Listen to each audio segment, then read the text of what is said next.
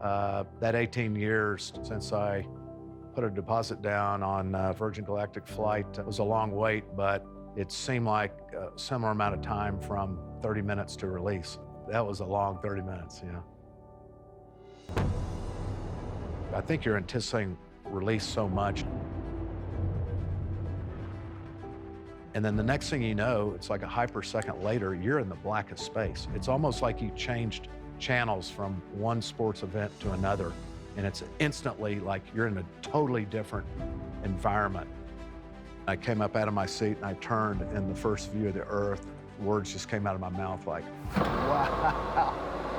Oh my God. I had no idea, no matter how many pictures, photos, movies from NASA, from Gemini and Apollo H, all the way through, you know, even the Virgin Galactic stuff.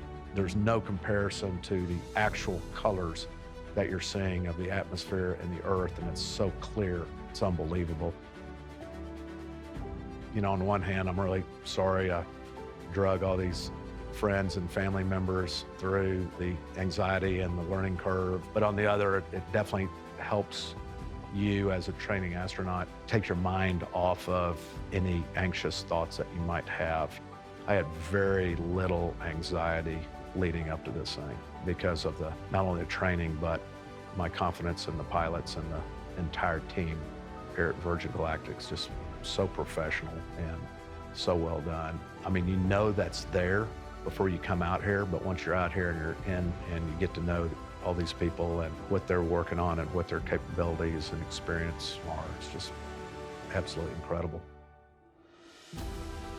Thank everybody for coming out and supporting us, and really very honored that you took a few days out of your life to come out here and learn about this and actually see a successful and exciting and fun mission to space.